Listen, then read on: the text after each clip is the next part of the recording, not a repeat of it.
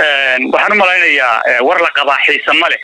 arinta muuse 3 bilood buu sheeganaya ilaa iyo bishii December 26keedii wuxuu leeyahay gacmo sheeya ku jira federaalku ka soo bilaabay wuxuu ku xijiyay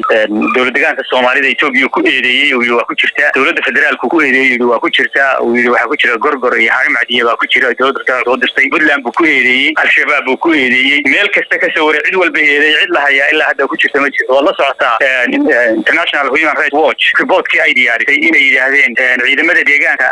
iyo Somaliland ciidamadooda waxaan ahayn oo aan ifidris waxayna inay meesha dagaalameen ma hayno marka internationally waa la og yahay adduunka wax ku qarsooni ma jiro waxaan leenahay cod dheer iyo mid gaaban waxaan ku leenahay Muuse isagay ku kooban tahay dadkii uu dulbiyay baa iska celiyay oo hubka qaatay anagu Puntland ma jiro waata wasiir waxaad leedahay ciidamada ka socda Puntland qayb kama dagaalka Laascaano ma ciidamada Puntland ka socda dagaalka qayb kama waata garaadada laakiin ka yimaada Sool waxay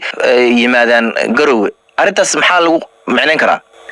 وإيمان كان جرو سمادو جرو وحوي مارتي دولة بلدان سمادا مارتي يذكر البانتي يورسنجيل هو وحوي كدستين يعني موسى دعاية موسى يدين دقة برشينين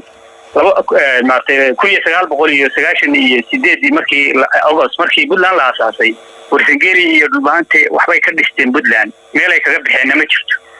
طلبات قبيلة هان حرتي هدول البهانتي هدول ورسنجيلي هدول مشرتي هي ماشي العده كلا سوعي او كلا ابترين حدود او كلا سمينه موسى حدود كلا سمينه او كلا ابترين سومالي ودن بان عيد كلا سوعين اسمك كبحر جوغا حمر جوغا uu yimaada garow kaboor ma jooga waa iman kara garow ma isin baa ciidanaysa oranaysa muxuu ahaay meeshan ma iman kartid waa tahay ismada iyo dadka dhaqanku muxuu yahay mowqifka Puntland ee ku aadan dagaalka Laascaano موقف بودلان دغالكاس ku aadan waxa weeye dadka in ay ka talintooda loo ogolaado taladooda inay leeyihiin in loo ogolaado maartii in laga daayo xabada la dhacayo Muuse madaafiicda magaalada la dhacayo dumiye inuu ka daayo dadka taladooda iyo mustaqbalkooda inay iyagu ka tashadaan in loo ogolaado Muuse oo ogolaado xabada uu ka dulqaado maleeshiyaadkiisa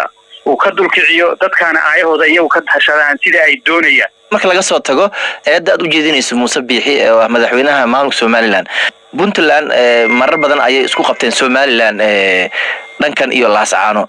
haatan ciidamada Puntland halkay ku sugan yihiin ciidamada Puntland shaqada ugu weyn ay qabtaan waxa weeye maartay buuraleyda ku taxan golis ee ku taxan laga soo bilaabo meesha leeyahay mayd laga soo bilaabo ilaa iyo lagu gaaro jiriiba lagu gaaro cadawga ummadda Soomaaliyeed halaagaya ama geeska Afrika dadka degan halaagaya xeebaha ka soo tahriiba ilaalintooda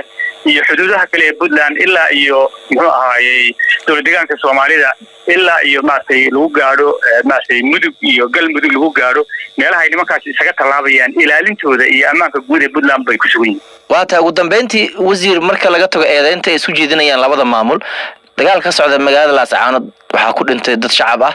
ilaa ay hadda ma muuqato saasaan yani lagu soo afjarayo dagaalka maxay kula tahay in lagu xaliyo dagaalka muddada socdo dagaalka waxa lagu xalin karaa Muuse oo xabada joojiya oo iskaga baxa dhulkaas gobolka Sool iyo Sanaag yahayn waad ogtahay inaanu meel wacagta dhigi karaa maanta waxa ka jirta oo kaliya inta 2 kiiloomitir ee goojacade ee maartay askartiisa suwarka laga hayo lagu wareegsan yahay iyo wadada laamiga oo kaliya ma jirto tuulo ama ceel ama deegaan gobolada SSC kamida oo askari uu leeyahay ama maamulkiisa oo hadda ka shaqeeya ma jiro xalku waxa weeye in Muuse ka baxo dhulkaas xuduudda dhulka isaaq ay leeyihiin uu tago iskaga baxo xuduudaha dhulka harti uu iskaga baxo